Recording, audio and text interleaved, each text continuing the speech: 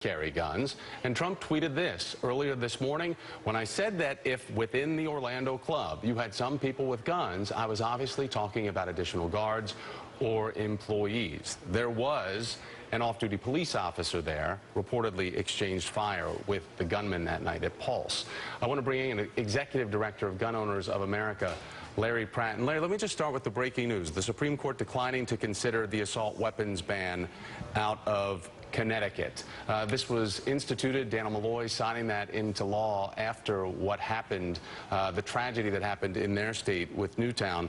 Do you agree with how the Supreme Court is reacting to the challenge in Connecticut? Well, we're sorry that the Connecticut law has to stand, but under the circumstances, with the even split right now on the Supreme Court, had they taken it up and there'd been that even split, the law would have stood with the affirmation of a Supreme Court decision. I think it's better that we just wait and hopefully get another suitable replacement for Justice Scalia. We can wait that long, hopefully. It wasn't the best news in the world, but it certainly wasn't the worst. And we know we were watching these different statements, suggestions from Donald Trump managing now to unite these two opposing groups, because we have the NRA and gun control advocates both saying that the Pulse patrons should not have been armed. What do you say? Do you think that more people armed in a public space are better off than what we just witnessed last Sunday, early morning in Orlando? Well, we know very clearly that since 1950, of all the mass murders that have occurred in our country, only 2 were not perpetrated in a gun-free zone. Or we could say it this way: gun-free zones are murder magnets. And so we've got to simply say no to these gun-free zones. But this wasn't a gun-free zone, and what I'm asking about specifically... Yes, it was. Well, there was an armed guard. No, he wasn't armed, and he was armed. It's an off-duty police officer that was there. But that doesn't make him armed. He was working as a security guard. He exchanged fire with the shooter. And it didn't do any good, did it? No, it didn't. But once there was the bad guy gets through the security, everybody inside is a sitting duck. And that's the problem with gun-free zones. They simply are an invitation for what happened in Orlando. We've got to get rid of these. The Congress is not talking about them. But you're saying that gun-free zones for people that might have a concealed permit. This obviously did have an off-duty police officer who was armed on location, acting as security. Florida law prohibits people with a concealed carry permit from being in a bar. It was a gun-free zone. It was one more gun-free zone where lots of people were killed, and we've got to put a stop to that. It's not even being talked about in Congress, to the shame of the Republican leadership there.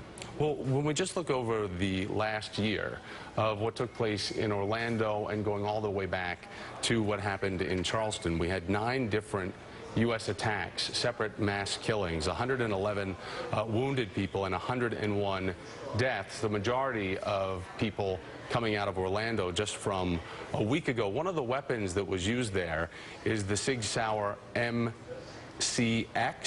A lot of people have talked about this as being an AR-15 type assault rifle. It's not part of that family, but it's been described as being originally designed for our military, U.S. Special Forces, and a military gun that's now being promoted and sold as some type of sporting rifle.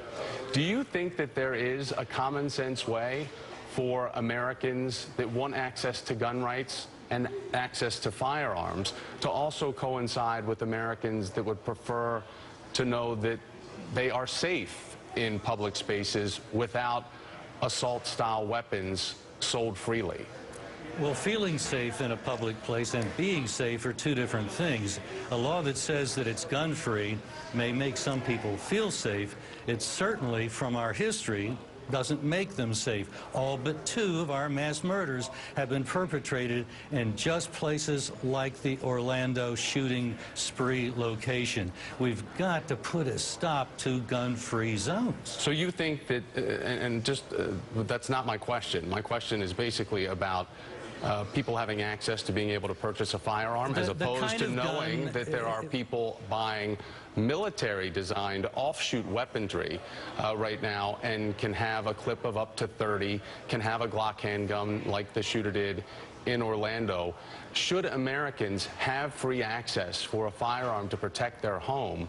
Explain to us why a hunter needs a Sig Sauer MCX. Well, the Second Amendment is not about hunting. It's about protecting the right of the people to keep and bear arms that are able to enable them to resist tyranny. That was the experience in the 18th century. The British government tried to disarm the American people. They resisted that. It happened in Athens, Tennessee in 1947. And it's gone this way for a long time. The Second Amendment is very useful in keeping a balance between the government and the people. That's what it was intended to do. So do you think that all Americans should have access to consume and purchase the same style of weapons as our American military? Well, actually, we make a distinction. The American military uses fully automatic firearms.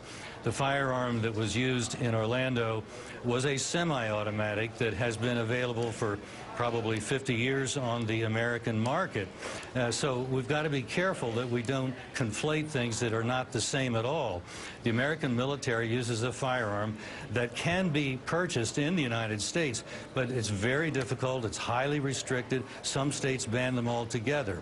And we're not talking about those kinds of guns. We're talking about what's been on the market since the 1950s. Well, the AR-15, those style assault rifles, yes. The Sig Sauer MCX was only introduced in January of 2015. So but it's not substantially different from the AR-15. It's a semi-automatic. It accepts a large box magazine. Nothing revolutionary about that. I just want to make sure that we're getting all the details out there correctly about the type of weapon that was used. The detail so that we need to talk about between the type of weapon that was used in Orlando. The type of weapon is substantially irrelevant. What is relevant is it was another murder magnet, another gun-free zone. That's what we've got to put a stop to. I would dare you to say that to the families who lost a loved one with the weapon. I'd be very happy to have a chance to explain to them that it was the politicians that set their families up